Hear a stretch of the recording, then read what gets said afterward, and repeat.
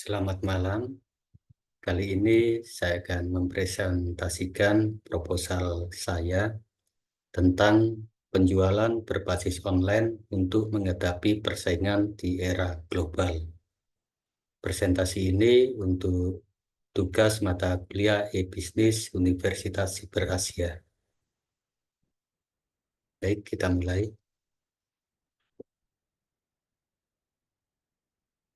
Mulai dari yang pertama, latar belakang.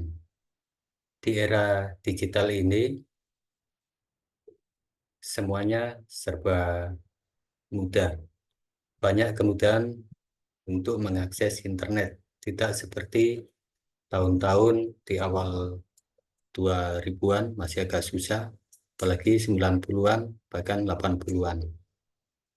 Dan ditambah lagi kemarin di tahun 2020-an di seluruh dunia terkena dampak pandemi COVID-19, di mana hal ini merubah kebiasaan masyarakat dalam berbelanja yang sebelumnya mereka lebih suka offline, belanja seperti biasanya konvensional, kemudian berubah menjadi online.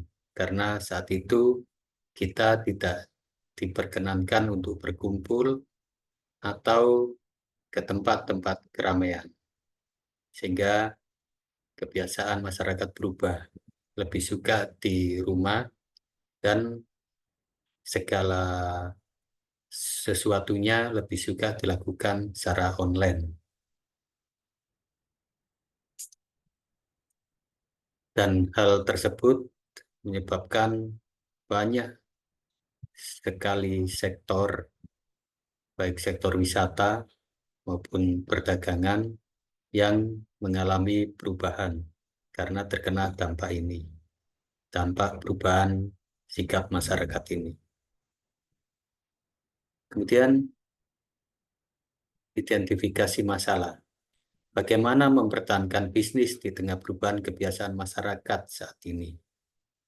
Masyarakat saat ini setelah terjadi COVID-19 yang saya sampaikan tadi, semuanya dilakukan secara online, sehingga tempat-tempat belanja menjadi sepi.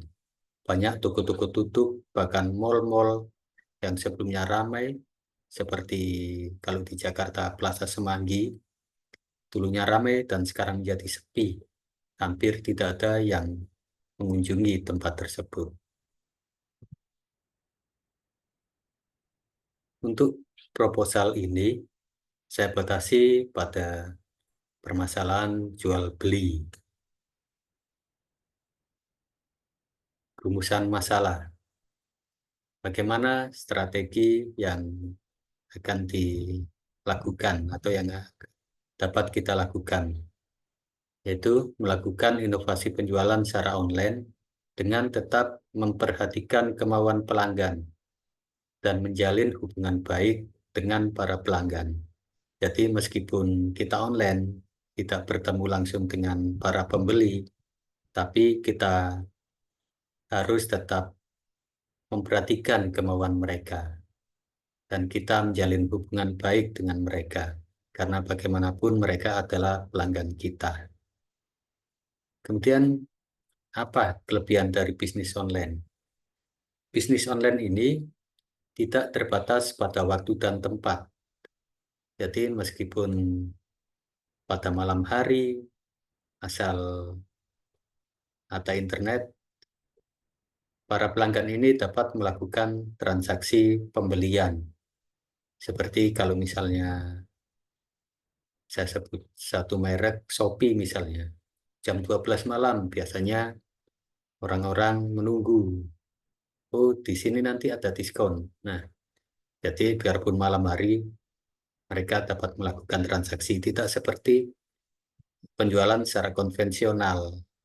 Paling sekitar jam 9 atau paling malam jam 10 malam sudah tutup. Karena para pekerjanya atau penjualnya butuh istirahat. Tapi kalau penjualan secara online ini, biarpun pekerjanya atau pemilik usahanya istirahat, tidur, tapi tokonya bisa tetap jalan. Dan juga tidak terbatas pada tempat. Jadi meskipun kita berjualan di Jakarta misalnya, orang-orang di luar negeri bisa mengakses toko kita melalui toko online kita. Seperti misalnya eh, di Shopee misalnya, atau di Amazon. Kita dapat membeli barang yang ada di luar negeri sana tanpa kita datang ke sana. Kemudian bisnis online ini, penjualan online ini juga ada kesalahan yang sering dilakukan oleh para pebisnis. Yang pertama yaitu tidak memperhatikan kemauan pelanggan. Mereka tidak menganalisa, tidak mau tahu apa sih yang dimaui oleh pelanggan, sehingga lama-lama akhirnya pelanggan ini pergi karena kemauannya tidak diaspirasi. Kemudian tidak menjalin hubungan baik dengan pelanggan.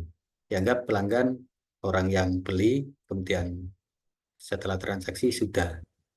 Kita tidak menjalin hubungan baik. Padahal kalau kita menjalin hubungan baik dengan mereka, seperti halnya toko konvensional, mereka akan suka belanja ke kita karena sudah kenal baik dengan kita. Kemudian tidak mau menerima keluhan pelanggan. Ini yang banyak diabaikan. Jadi pelanggan misalnya mengeluh, oh ini pengirimannya lama, atau ini kemasannya nggak bagus, nggak kuat. Kadang para pebisnis online ini tidak memperhatikan itu, sehingga lama-lama pelanggan pergi karena keluhannya tidak ditanggapi. Dan juga eh, beberapa pelanggan ini kadang merasa ketinggalan, oh sekarang waktunya orang-orang ramai jualan A. Dan oh harga A ini harganya sekarang trennya segini. Seringkali para pebisnis ini bahasanya FOMO, jadi takut ketinggalan, takut tidak sama dengan eh, penjual yang lain. Padahal seharusnya kita mempunyai inovasi sendiri yang merupakan ciri khas kita. Jadi orang-orang lebih mengenal kita, karakter toko kita. Oke, selanjutnya tinjauan pustaka. Tinjauan pustaka ini yang pertama pentingnya inovasi. Jadi kalau toko konvensional kita sepi, kita juga bisa beralih ke toko online. Tapi kita juga bisa tetap menjalankan toko konvensional kita. Karena mungkin orang-orang yang dekat dengan lokasi kita, mereka lebih suka datang ke toko kita. Karena mungkin mereka lebih puas melihat barangnya secara langsung, kemudian bisa bertanya-tanya langsung ke kita, seperti itu. Tidak terkena ongkos kirim misalnya. Jadi kita tetap yang konvensional jalan, tapi yang online kita kembangkan. Kemudian menurut MS Jusso et al. 2020, hubungan kualitas produk dan kepuasan pelanggan.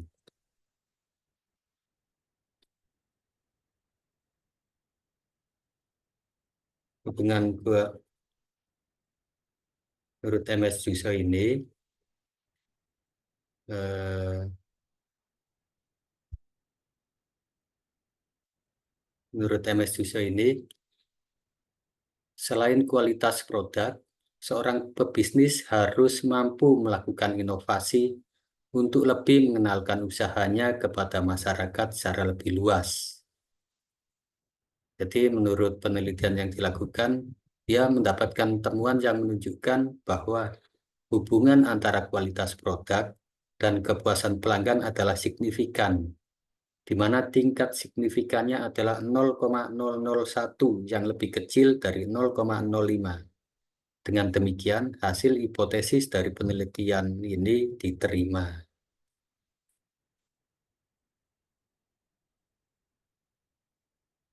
Kemudian, konsep e-commerce dan manfaatnya bagi konsumen dan perusahaan. Ini menurut Vipin KK 2021. Jadi menurut Vipin ini, eh, di mana hampir tiap orang memiliki sebuah gadget yang terhubung dengan internet dan juga akses internet yang semakin mudah didapatkan, maka penjualan secara online dapat menjadi sebuah pilihan bagi para pebisnis. Hal ini disebabkan karena konsumen dapat melakukan pemesanan dengan menggunakan akses dari internet dimanapun dan kapanpun mereka berada. Oleh karena itu, e-commerce pada perusahaan harus dapat menawarkan sebuah operasi yang tidak ada batasannya, serta pilihan metode pembayaran ganda sangat penting bagi pelanggan saat berada dimanapun, dan sebuah perusahaan harus mampu menyediakan lebih banyak fungsi yang dapat diakses secara online. Ini menurut Vipin dan kawan-kawan pada tahun 2021. Oke, selanjutnya eh, metode overview.